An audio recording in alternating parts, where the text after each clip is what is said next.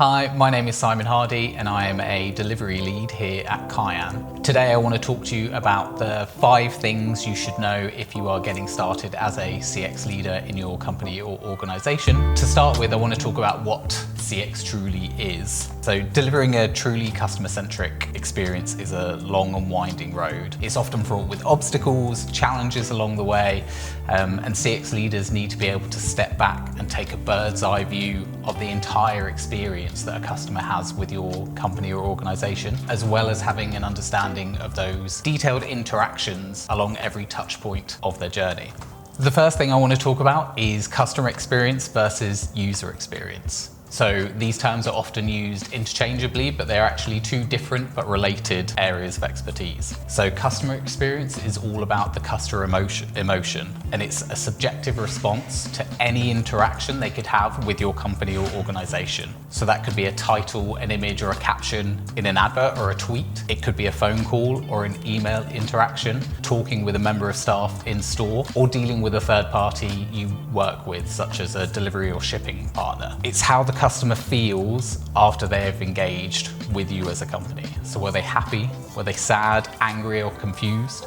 These feelings are what makes up a customer's overall experience. User experience, on the other hand, is usually more narrowly focused on a particular product or service that your company offers. So the outcome of great UX design is an intuitive, efficient, and enjoyable interactions with that product or service. And don't forget that all of those micro interactions that someone may have will all ladder up into how they feel about your company overall. And that's where you want to focus your efforts to achieve a truly customer-centric experience.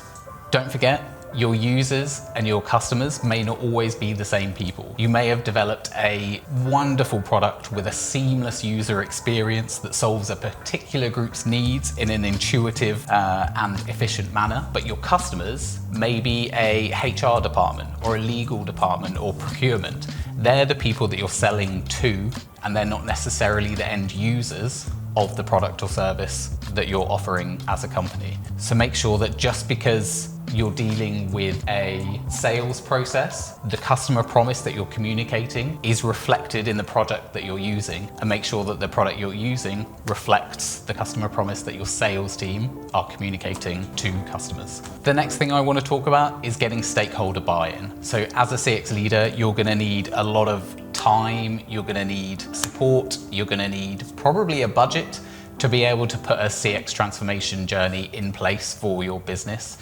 And the one person you need to get on your side first is the CEO.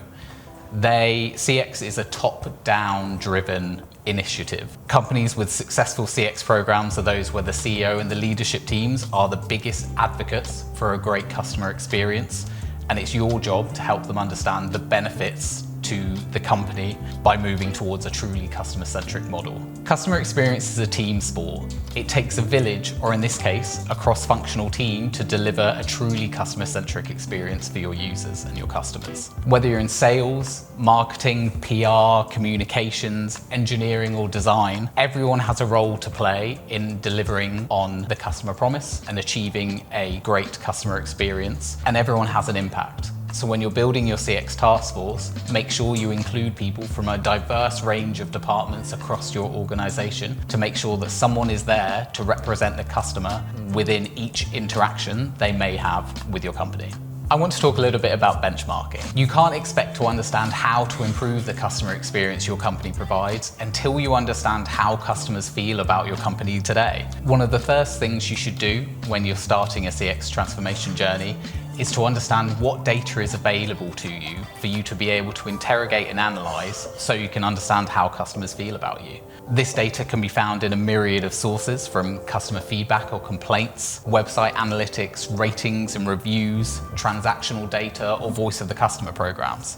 Are you ready to start mapping a customer's journey, or do you need to put some processes and systems in place to help you start gathering the information you need to be able to understand how they're interacting with your company? By better understanding where you are today, you'll be in a much stronger position to understand how to get started to improve for tomorrow.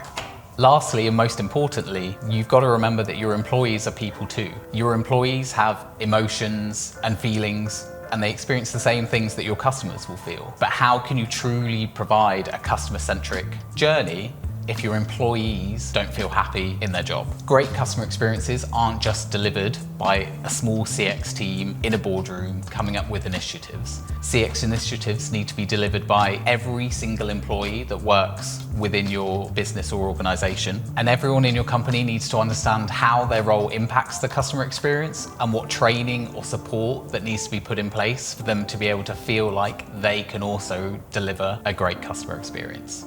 In a world where markets are saturated, companies offer very similar variations of the same product. One of the best ways to differentiate yourself is through providing a great customer experience. You don't need to have the biggest, the shiniest, the newest toy in your landscape to impress customers. We're all people and we all have emotions. Think about the last time you interacted with a company and it genuinely made you smile. Isn't that a wonderful feeling? I hope you enjoyed this video. If you want to see more, like and subscribe to our channel, and we hope to see you next time.